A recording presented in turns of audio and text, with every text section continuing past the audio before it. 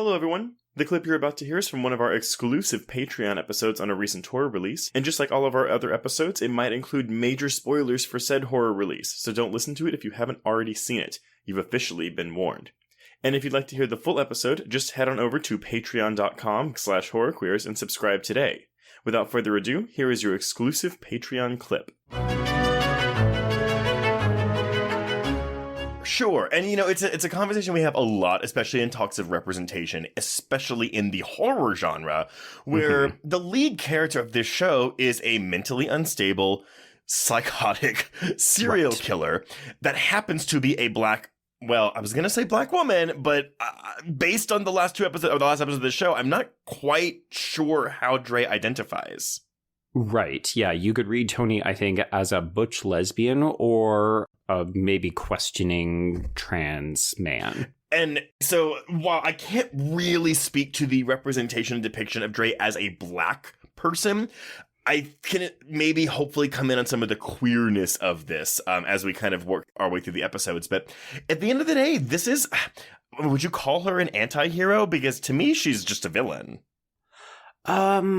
I feel like you could make the argument for both. Like, the mental illness is the part that kind of throws me. But, like, Neighbors, so the other half of this creative team, is on the record as saying this show is a love letter to black women because it's like, hey, now you get your black serial killer, like your black female serial killer as well, because that's something that hasn't really been seen before, which I don't think is entirely accurate, but this feels like the most sustained version we've seen in quite some time. Yes, and I saw that quote from Neighbors where she basically said, oh yeah, I was talking to someone and they were like, oh, we keep having these like perfect representation of black women on screen. Right. Like black women can be fucked up. Black women can be serial killers. Where are those stories?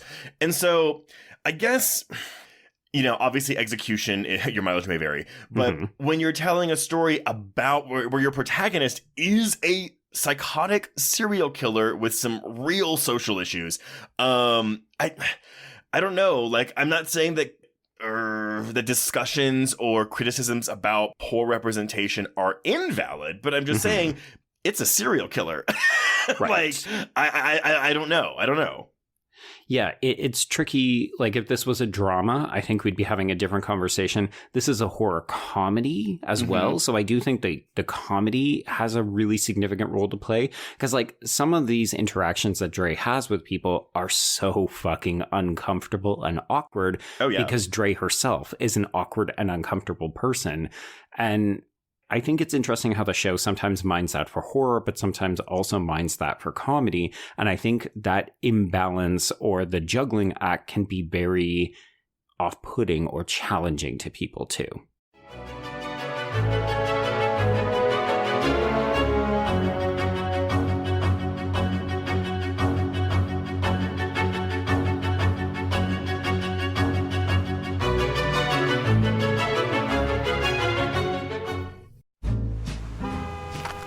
Atlas Avenue, a long stretch of road that encompasses everything the city of Kennett Heights has to offer. Neon lights, traffic, crime, the hustle and bustle of everyday life, and the craziest of characters. My office was above it all. My name is James Locke, and I'm a PI. Hello, Mr. J. How the hell you doing today? Good, Edith. Nearly every year I have a new case. New people to meet, new clues to discover, and new problems to solve. But I do it the old-fashioned way. No technology. Nothing post-1950. Hell, I don't even listen to podcasts, but you should. Atlas Avenue Beat is a spoof of the film noir genre with goofy characters, tons of wordplay, and non-stop raunchy humor. There's also 3 whole seasons out right now with more on the way. Just search for Atlas Avenue Beat wherever you listen to podcasts or visit us online at bloody.fm.